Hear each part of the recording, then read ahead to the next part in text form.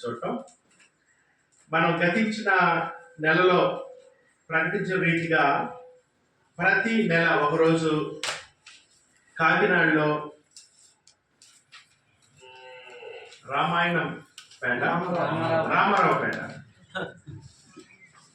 రామారావుపేటలో జరుగుతున్నటువంటి సువార్థికుల కూడిక, స్థానిక సంఘం క్రీస్తు సంఘం ఆధ్వర్యంలో జరుగుతున్నటువంటి సువార్థికుల కూడికకు మీ అందరూ కూడా ఆహ్వానం పలుకుతూ ఉన్నాం. విశేషానికి మీ అందరిని అభినందిస్తూ ఉన్నాను.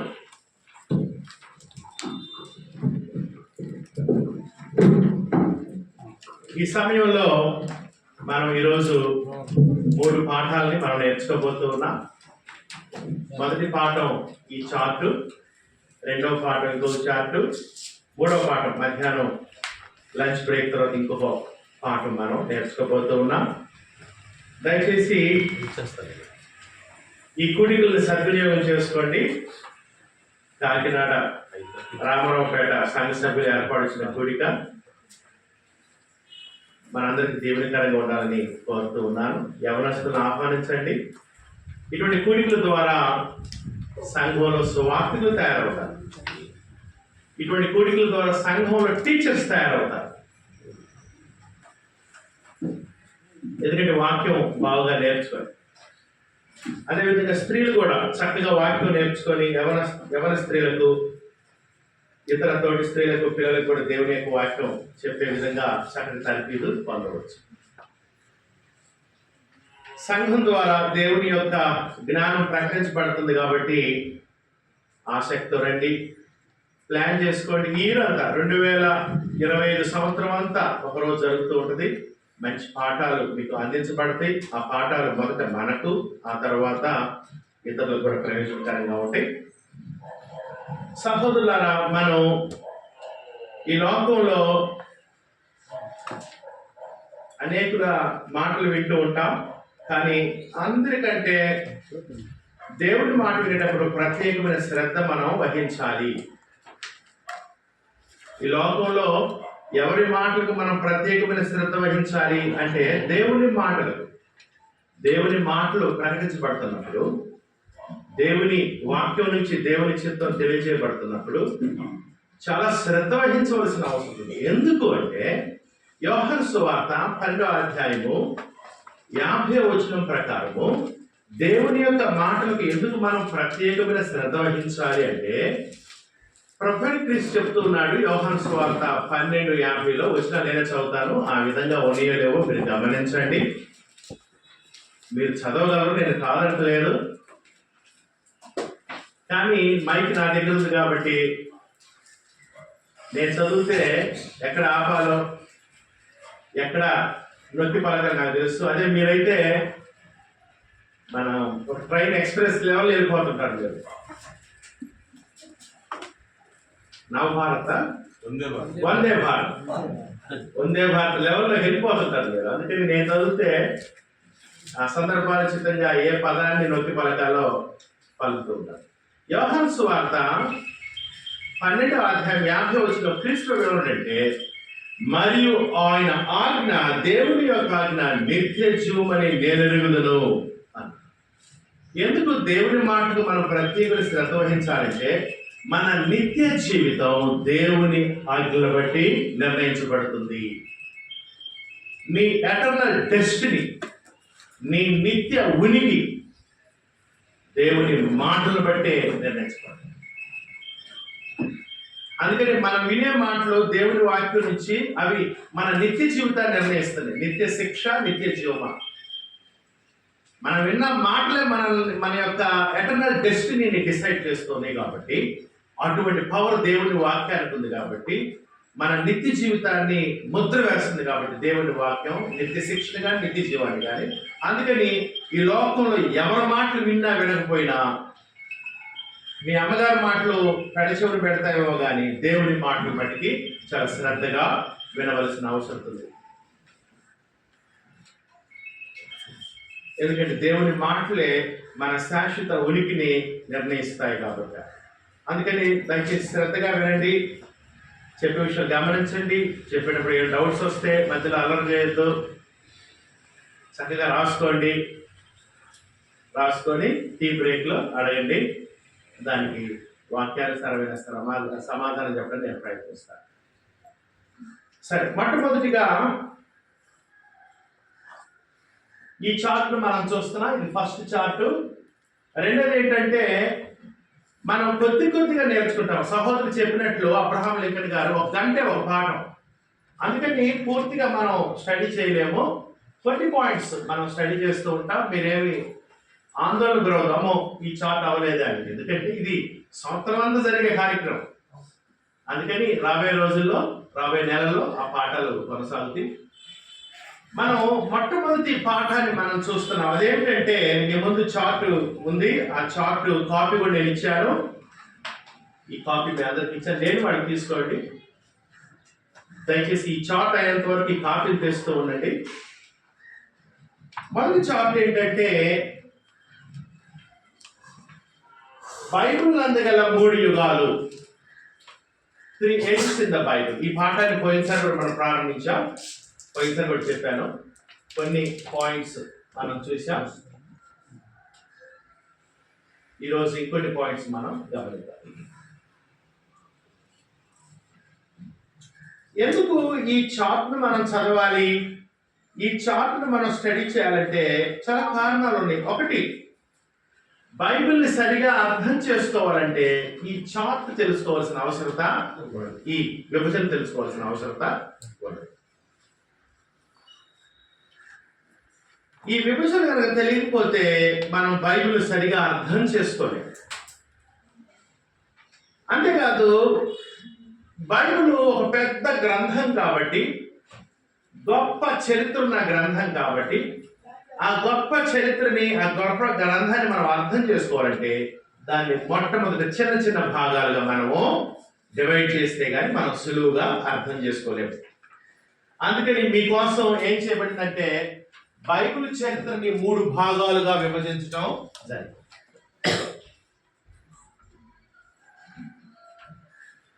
దేన్ని బట్టి విభజించామంటే దేవుడు మానవ జాతికి ఇచ్చిన రకరకాల చట్టాలను బట్టి విభజన జరిగింది. అందుకని మొదటి భాగాన్ని నేను ఏమని రాశానంటే పితరుల యుగము అన్నాను. దాన్ని ఏమని పిలవచ్చు అంటే వాక్యానుసారంగా ఆదాము యుగము అని కూడా పిలవచ్చు, అంటే ప్రారంభ యుగము. దాన్ని గోత్రకర్తల యుగము అని కూడా పిలవచ్చు, అంటే దేవుడు ఈ కాలంలో దేవుడు పనిచేసిన విధానం వేరు. దేవుడు ఆయా కుటుంబాల పితరులతో ఆ గోత్రకర్తలతో దేవుడు మాట్లాడిన కాలం. అందుకని దీన్ని గోత్రకర్తల యుగము కాలం అని కూడా మనం పిలవచ్చు.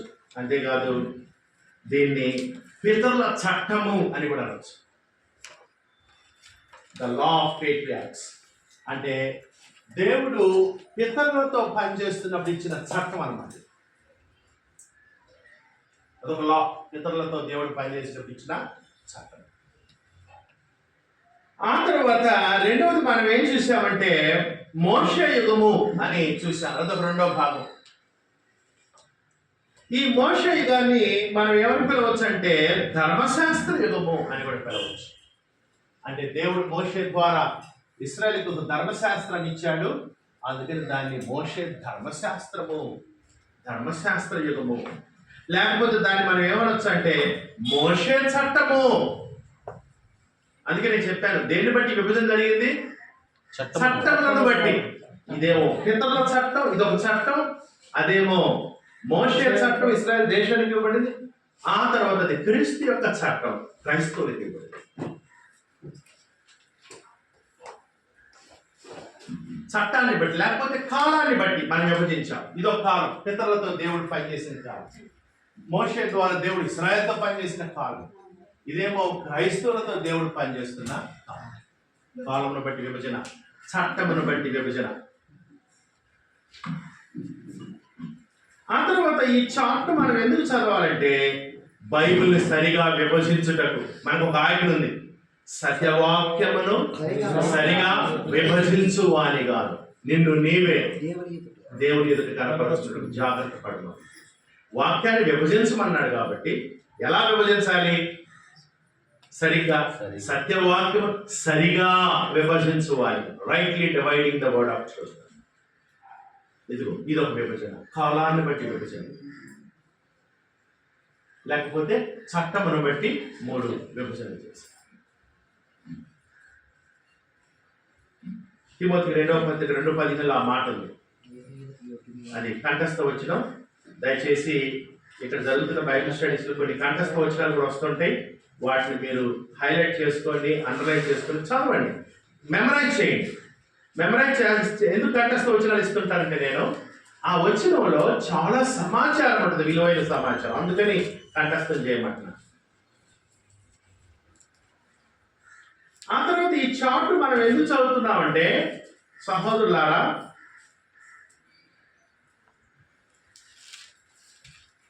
బైబిల్ యొక్క చరిత్రను సరిగా అర్థం చేసుకోవడానికి, బైబిల్ యొక్క చరిత్రను సరిగా అర్థం చేసుకోండి. బైబిల్ చరిత్ర ఎలా పోతుందంటే, దేవుడు కొద్ది కొద్దిగా బయలుపరచుకుంటూ అందుకని ఆ పద్ధతిని మనం తెలుసుకోవాలంటే ఈ క్రమంలో, ఉదాహరణకి ఇక్కడ దహన బలి గురించి వివరణ ఉంటుంది. ఒకే ఒక బలి ఎక్కువగా చెప్పాడు, ఏది పితరులు దహన బలి. వాళ్ళందరూ కూడా పితరులందరూ అర్పించిందని, యోబు గారు కానీ, అబ్రహాం కానీ, ఇస్సాకు కానీ, యాకోబు కానీ, వీళ్ళందరూ అర్పించింది, నోవాహు కానీ, అందరూ దహన బలి.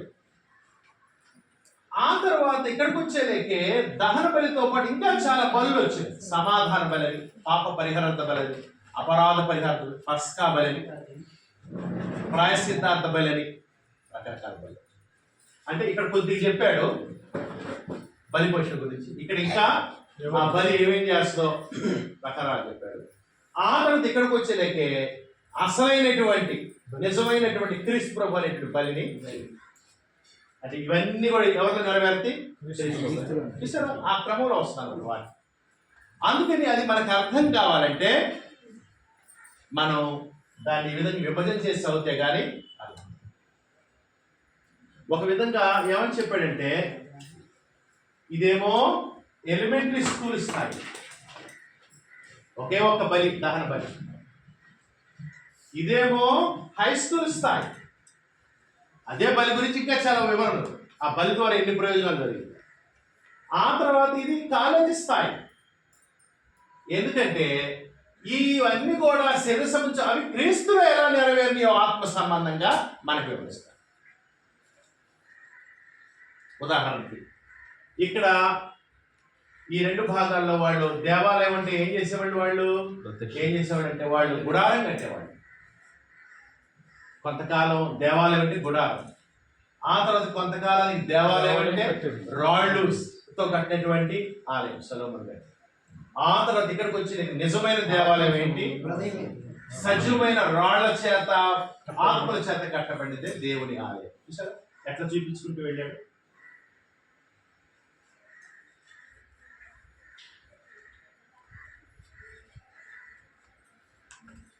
అంతేకాదు ఇంకా మనం చూస్తే ఇక్కడ ప్రవచనాలు కనపడతాయి, ఇక్కడ ప్రవచనాలు కనపడతాయి, నెరవేర్పకి కనపడతాయి ప్రవచనాలు. అందుకనే పాత నిబంధన ఏమనొచ్చు అంటే ఒక ప్రవచన గ్రంథం అనవచ్చు, నెరవేరు. తర్వాత దీన్ని ఏమనొచ్చు, ఛాయ అనొచ్చు. దీన్ని ఏంటి, ఇది నీకు బాగా అర్థమైంది. ఛాయని సరిగ్గా అర్థం చేసుకుంటే ఎక్కడ కనిపిస్తుంది, నిజ స్వరూపానికి. ఆ విధంగా బైబిల్ ఒక విచిత్రమైన గ్రంథం. ఈ క్వాలిటీ ఇంకే గ్రంథంలో ఉండదు. మీరు మత గ్రంథాలు దేంట్లో ఈ క్వాలిటీ ఉండదు.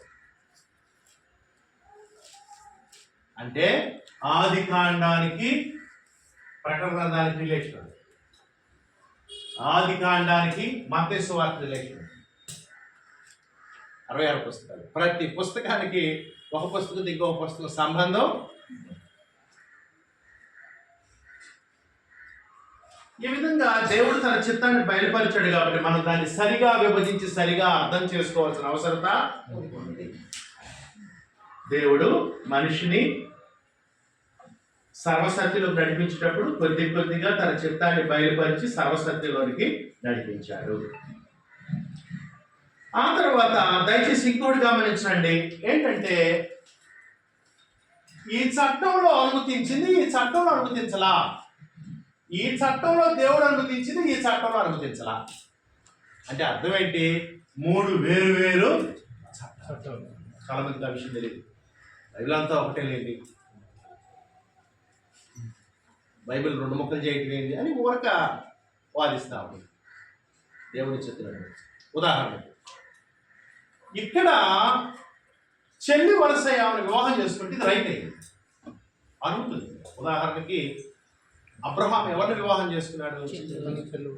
ఆది కాండము. జాగ్రత్త తెలుసుకోవాలి. ఊరికి వాగటం కాదు, వాదించడం కాదు, వాక్యాన్ని ఆధారంగా చూపించాలి.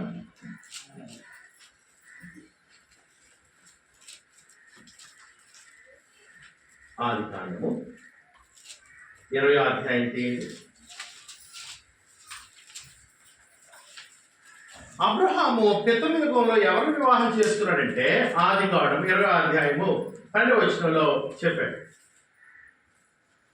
అంతేకాక ఆమె నా చెల్లెలు మాట నిజమే, ఆమె నా తండ్రి కుమార్తె గాని నా తల్లి కుమార్తె కాదు, ఆమె నాకు భార్య అయింది.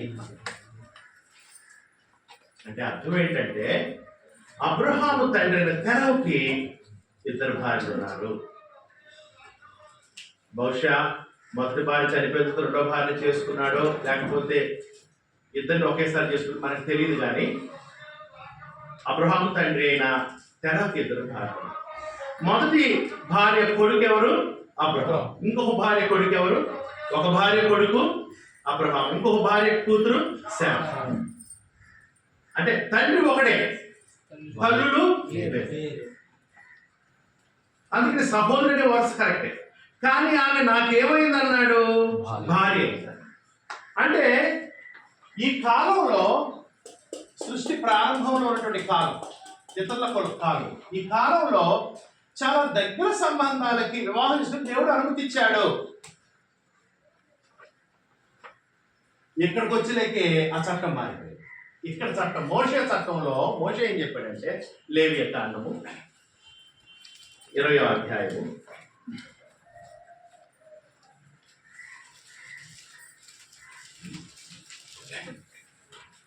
బైబిల్స్ ఉన్నవాళ్ళు దయచేసి తీసుకోండి.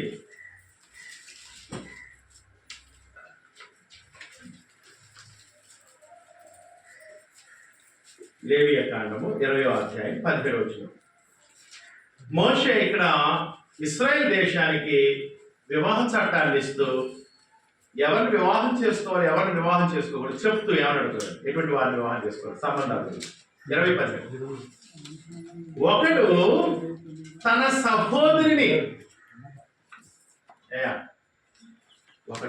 సహోదరిని, అనగా తన తండ్రి కుమార్తెనే గాని తన తల్లి కుమార్తెనే గాని చేర్చుకొని ఆమె దిశములను వాడును, వాని దిశములను ఆమె చూచినలా అది దురనురాగం, వారికి తమ జనుల ఎదుట మరణశిక్ష విధింపబడింది. వాడు తన సహోదరిని మానఛాతమును తీసెను, తన దోష శిక్షను తాను. ఏమని చెప్పాడు మోషే ఇశ్రాయేలుకి? మీరు ఎవరు కూడా నీ తల్లి కూతుర్ని గాని నీ తల్లి కూతుర్ని గాని వివాహం. కానీ అబ్రహాం ఎవరిని వివాహం చేసుకున్నాడు?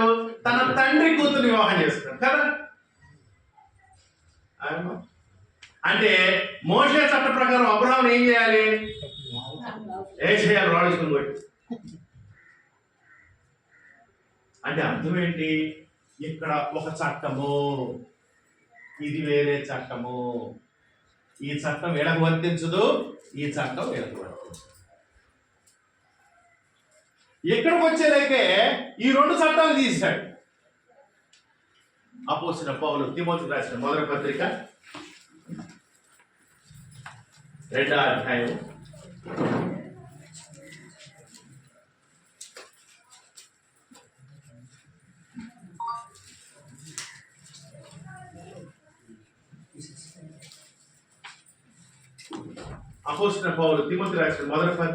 3వ అధ్యాయము 2వ వచనం చూడండి. అధ్యక్షుడగు వాడు నిందారహితుడును ఏకపత్ని పురుషుడును అని. ఇప్పుడు ఇక్కడ బహుపత్ని వ్రతాన్ని దేవుడు ఆయన బహుభార్యతో అంగీకరించాడు లేదా? అబ్రహాముకు హాగర్ ఇంకో భార్య కూడా ఉంది కదా, దీన్ని అంగీకరించాడు దేవుడు, అవునా? ఎక్కడికి వచ్చేది ఇక్కడ కూడా బహుభార్యత్వం ఉందా లేదా? దావీదుకి ఇక్కడికి వచ్చేలేకే ఈ వివాహ చట్టం పనిచేసిందా చేయలేదు. ఇక్కడ ఒక వేరే వివాహ చట్టం. ఇక్కడ ఏమన్నాడంటే ఏకపత్ని వ్రతుడై ఉండాలి, ఒక్క భర్త ఒక భార్య. అంటే ఈ చట్ట ప్రకారం తీర్పు తీరిస్తే ఇక్కడ వాళ్ళు ఏమవుతారు? మోషే కూడా తప్పులు అవుతారు. ఈ చట్ట ప్రకారం ఇల్లు కడుతుంది అబ్రహాము కూడా ఏమవుతాడు? దోషిగా. అంటే అర్థం ఏంటంటే ఏ చట్టం కింద ఉన్న వాళ్ళని ఆ చట్ట ప్రకారంగా తీర్పు తీర్చాలి. అర్థమవుతుందా? ఒక చట్టం ఇంకొకరికి. ఈనాడు ఈ చట్ట క్రింద ఉంటూ ఉన్నామని తెలియక కొంతమంది ఏమంటారంటే అదిగో బైబిల్లో అబ్రహాము చెల్లి వరసాయాన్ని వివాహం చేసుకున్నాడు, ఇటువంటి సంబంధాలు బైబిల్లో ఉన్నాయి అని మొత్తం ఉరుదుతారు. అసలు తెలిసిందా నీకు విభజన? అసలు ఈ వివాహ చట్టాలు తెలుస్తా? ఈ చట్టం వేరు, ఇది బిగినింగ్ లో, ఆ తర్వాత ఈ చట్టం వేరు, ఇది వేరు. ఇక్కడ ఇది నేరమైంది ఇట్లా వివాహం చేసుకుంటే, ఇక్కడికి వచ్చి ఇంకో క్రొత్త చట్టం వచ్చింది. ఈ చట్టంలో ఏకపత్ని వ్రతాన్ని దేవుడు అనుమతిస్తున్నాడు. అందుకని ఎందుకు ఆ ఉదాహరణ చూపించాను నేను? 3 వేరు చట్టాలు ఉన్నాయి. అందుకని కొత్త నిబంధన కాలం కొంతమంది అనేకులు ఎవరున్నారంట? కలిపి చెరిపెడి అనేకుల వలె ఉండక. కొరింథీయుల 2వ పత్రిక 3:2-17. ఎక్కువ మంది ఎవరున్నారు ఈ లోకంలో? కలిపి. ఈ మధ్య ఒక యవనస్తుడు నాతో మాట్లాడితే ఏమంటే, నేను మొట్టమొదటి మంచిగా మాట్లాడతానండి, ప్రేమగా ఉంటా, ఇక అప్పటికి మాట్లాడకపోతే ఇక దావీదుని అవుతా, గొలియాతుని వేసేసాడు కదా, ఇక అట్టనే అవుతుంది అది కూడా అంటున్నాడు అతను. అంటే అతను ఏమనుకుంటున్నాడంటే యుద్ధం చేయటం, శత్రువాడు చంపటం వాక్యానుసారం అంటున్నాడు అతను. అంటే క్రొత్త నిబంధనలో ఉండి ఏ చట్టాన్ని ఉపయోగిస్తున్నాడు? మోషే ధర్మశాస్త్రం, దావీదు, గొలియాతు, దానికి సంబంధించిన విషయాన్ని. అందుకని ఈ విభజన తెలియటం చాలా ప్రాముఖ్యం బైబిల్ సరిగా అర్థం కావాలంటే, లేకపోతే గందరగోళానికి గురవుతావు. 3 వేరు చట్టాలు కనపడుతుంది. ఒకటి పితరుల చట్టము, ఇంకొకటి మోషే చట్టము, ఇంకొకటి క్రీస్తు చట్టం. మనకి ఏది వర్తిస్తుంది అంటే క్రీస్తు చట్టం కింద ఇప్పుడు ఉన్నటువంటి మానవ జాతి క్రీస్తు చట్టానికి సంబంధించిన వాళ్ళు.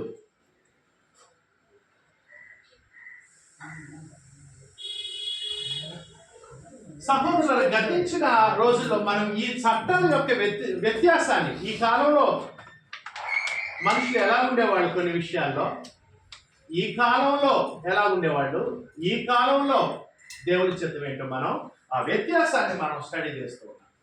మొట్టమొదటి కాలము, అసలు పితరుల చట్టం ఎంతకాలం అమల్లో ఉంది?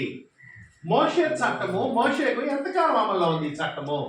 ఈ చట్టం ఎంతకాలం అమల్లో ఉంది అని కాలాన్ని ప్రాతిపదికగా విభజన చేశాను. పితరుల యుగం 4000 BC, క్రీస్తు పూర్వం 4000 BC నుంచి 1500 క్రీస్తు పూర్వం 1500 వరకు సుమారు 2500 సంవత్సరాలు. ఆదాము నుండి మోషే వరకు ఏ యుగం అని చెప్పొచ్చు? మనం దాన్ని పితరుల చట్టముగా చెప్పొచ్చు, లేదా పితరుల యుగంగా, కాలంగా చెప్పొచ్చు. ఆ తర్వాత మోషే దగ్గర నుంచి ఏది? మోషే ఇశ్రాయేల్ దేశాన్ని సీనాయి పర్వతం దగ్గర తీర్చిన దగ్గర నుంచి క్రీస్తు శిలువ మరణం వరకు ఉన్నది మోషే యుగము. మోషే నుంచి క్రీస్తు శిలువ మరణం వరకు ఇది ఎంతకాలం అమల్లో ఉంది? 1500 సంవత్సరాలు. అందుకని దాన్ని యుగము అన్న. యుగము అంటే ఏంటి? A long period of time. అర్థం? ఇప్పుడు యుగం అని ఎందుకన్నాం? ఇది ఎంతకాలం? 2500 సంవత్సరాలు ఈ చట్టం అమల్లో ఉంది కూడా దాన్ని మనం పితరుల యుగము. ఇది 1500 సంవత్సరాలు అమల్లో ఉంది కాబట్టి దీన్ని మోషే యుగము అన్న. ఇది క్రీస్తు ప్రభు శిలువ మరణం తర్వాత పెంతెకొస్తు నుంచి క్రీస్తు యొక్క చట్టం అమల్లోకి వచ్చింది. క్రీస్తు వచ్చేంత వరకు ఇది అమల్లో ఉంటుంది. నేటికి సుమారు 2000 సంవత్సరాల నుంచి ఇది అమల్లో ఉంటుంది. పెంతెకొస్తు నుంచి క్రీస్తు 2వ రాకడ వరకు ఆ చట్టం అమల్లో. అందుకని ఈ చట్టాలు చదివేటప్పుడు మనం అనుసరించాలి అనే ఉద్దేశంతో చదవకూడదు.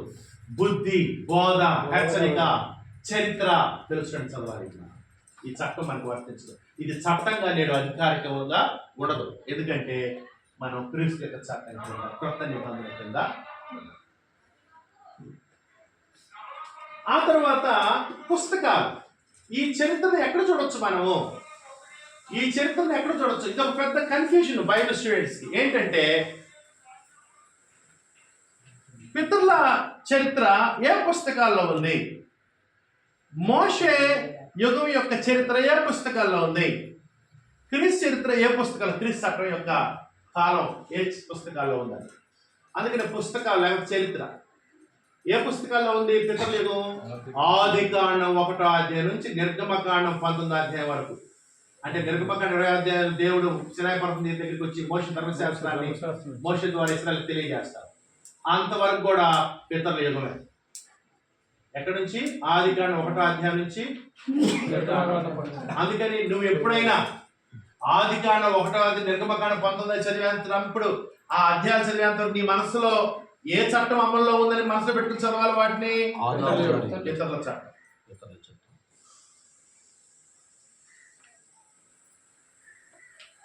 ఒక్కొక్కరు ఏమంటారంటే దేవుడు నాతో మాట్లాడాడు అని ఆదికాండం 17వ అధ్యాయంలో. అసలు నీకు అసలు చదవడం తెలుసు అసలు నీకు? అట్లా చదివేది. కొంతమంది ఏంటంటే దేవా నాతో మాట్లాడని అడగీసి వెళ్ళిపోయినప్పుడు వస్తారు. అది కాదు చదివేది. దాన్ని గుర్తుపెట్టుకోవాలి. బైబిల్ని మనం ఎలా చదవాలంటే ఒక రాజ్యాంగ చట్టం లాగా. ఎట్లా చదవాలి మనం బైబిల్ని? చట్టం లాగా చదవాలి, రాజ్యాంగ చట్టం లాగా చదవాలి. ఏబు గ్రంథం కూడా దీనికి సంబంధించిందే. అందుకని ఏబు గ్రంథంలో ఉపయోగించే పదాలన్నీ కూడా పితరుల యుగంలో ఆదికాండం 1 నుంచి 19వ అధ్యాయంలో ఉన్న పదాలు చాలా కనపడతాయి ఏబు గ్రంథం. ఉదాహరణకి ఏబు గారు దేవుడిని ఏమంటుంటాడు? సర్వశక్తిమంతుడు అని చెప్తుంటాడు. తర్వాత ఏబు గారు వాడినటువంటి కొలతలు, బంగారాన్ని కొలవటానికి కానీ వెండిని కొలవటానికి వాడిన పదాలు కూడా అంతా కూడా ఆదికాండంలో ఉన్న పదాలకు సంబంధం అవుతుంది. దాని అర్థం ఏంటంటే యోబు గ్రంథం కూడా పితరుల యుగానికి సంబంధం. ఈ పితరుల యుగంలో దేవుడు గ్రంథం ద్వారా మాట్లాడాలి. దేవుడు డైరెక్ట్గా ఆ హెడ్ ఆఫ్ ద ఫ్యామిలీస్, ఆ కుటుంబంలో పెద్దలతో డైరెక్ట్గా మాట్లాడాడు. వాళ్ళు వారి భార్య పిల్లలకు చెప్పుకోవాల్సిన అవసరం.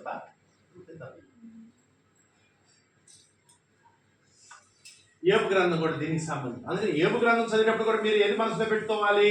పితరుల చట్టాన్ని మనసులో పెట్టుకొని. అందుకని ఏబు తన భక్తి శ్రద్ధలు ఎంతవరకు? తను, తన భార్య, తన కుమారులు, తన కుమార్తెలు, అల్లుళ్ళు, కోడలతో ఆయన ఉదయాన్నే లేచి బళ్ళు అర్పించడం కానీ చేస్తాం కదా.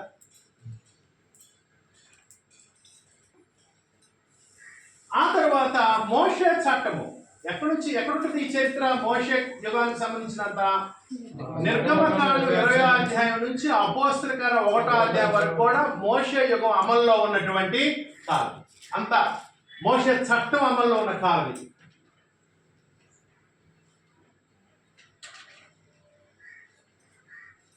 ఆ తర్వాత క్రీస్తు యుగం వచ్చేసరికి అపోస్తలుల 2వ అధ్యాయం నుంచి ప్రకటన 2వ అధ్యాయం వరకు కూడా క్రీస్తు యుగం అమల్లో ఉన్న, క్రీస్తు చట్టం అమల్లో ఉన్న కాలం ఇది. అయితే ఒక మాట, చిన్న విషయం ఇక్కడ గుర్తుంచుకోవాలి. 4 సువార్తలు అంటే యేసు ప్రభు శరీరధారి ఉన్నప్పుడు బోధించిన బోధలో కూడా ఏ చట్టం ఉంది? క్రీస్తు ప్రభు యుగానికి సంబంధించిన చట్టం ఉంది. ఉదాహరణకి ప్రభురాత్రి భోజనం చేయాలని ఎప్పుడు చెప్పాడు క్రీస్తు ప్రభు? శరీరధారి కావాలి. అంటే యేసు ప్రభు ఈ చట్టం కింద లోబడి జీవిస్తూ ఈ చట్టానికి సంబంధించుకొని బోధ చేశాడు శరీరధారి ఉన్నప్పుడు. రాజ్యానికి సంబంధించినవి కానీ, రాజ్యంలో ఎలా ప్రవేశించాలి కానీ, ఆ రాజ్యంలో ఎవరు గొప్ప అని కానీ, ఆ రాజ్యంలో మనుషులు ఎలా ఉంటారు